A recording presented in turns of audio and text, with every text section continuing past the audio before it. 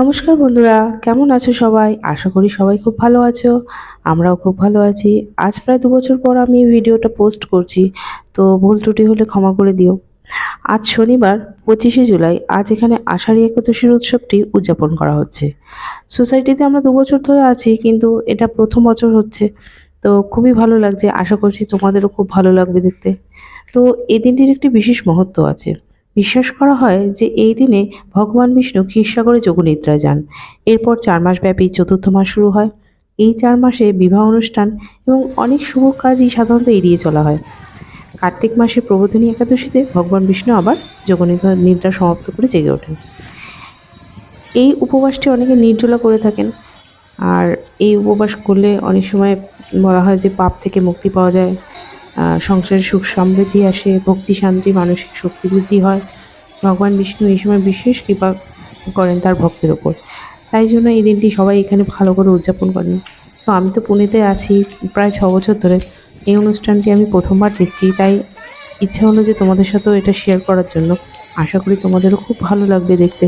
দেখো ছোট, ছোট বাচ্চারা খুব সুন্দর করে সেজেছে আর শাড়ি পরেছে, তো সবার খুব আগ্রহ নিজের ড্রেসের প্রতি এবং সবাই হাতে একটা করে করতাল নিয়েছে। বেশ সুন্দর সবাই প্রসেশন করে এগিয়ে চলে যায় এবং সবাই খুব তাড়াতাড়ি নিজের কাজ সম্পন্ন করে না, ঠিক 11:30 থেকে 12টার মধ্যে এই অনুষ্ঠানটিতে যোগদান করবার জন্য একেবারে প্রস্তুত হয়ে এসে পড়েছে।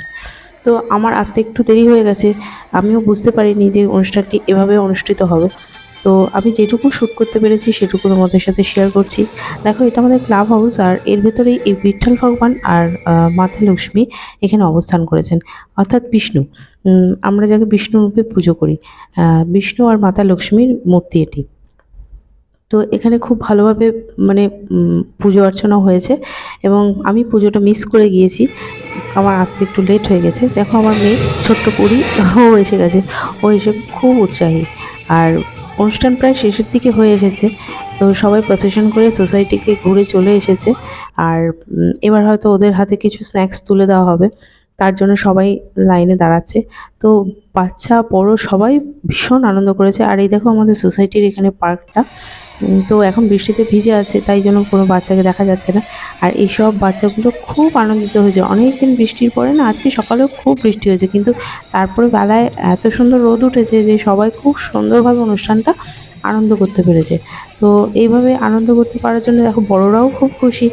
আর এভাবে মাথায় তুলসী গাছ নিয়ে মানে ওনারা যাচ্ছেন ব্যালেন্স করে। তো দেখে আমার খুবই ভালো লাগলো। আর লাস্টে ওনারা খুব নাচ গানও করেছেন। দেখো তোমাদের সঙ্গে সেই ভিডিও কিছু আমি মুহূর্ত শেয়ার করব। আর হ্যাঁ, আমরা যাকে বিষ্ণু ভগবান রূপে পুজো করি এখানে কিন্তু বলা হয় বিট্ঠল ভগবান। তো এই দেখো মাথায় বিট্ঠল ভগবানকে নিয়ে যাওয়া হচ্ছে। তো এখানে কিন্তু পান্ডারপুরে বিট্ঠল ভগবানের বড় মানে জাগ্রত মন্দির আছে এবং অনেকে সেখানে পদযাত্রা করেও যান বিট্ঠল ভগবানের দর্শন করতে। তো এখানে এটা খুবই মান্যতা আছে। তো আশা করি তোমাদের এই ইনফরমেশনগুলো ভালো লাগলো শুনে। আর দেখো সবাই খুব সুন্দর আনন্দ করেছে এই অনুষ্ঠানটিতে। বয়স্ক মহিলারা খুব নাচ গানও করেছে। তো আমার এই ব্লগটি আজকে এই পর্যন্তই রাখলাম। আশা করি সবার খুব ভালো লেগেছে। কার কেমন লাগলো কমেন্ট করে অবশ্যই জানাবে। সকলে খুব ভালো থাকবেন, সুস্থ থাকবেন। দেখা হবে খুব শীঘ্রই পরের একটা ব্লগে।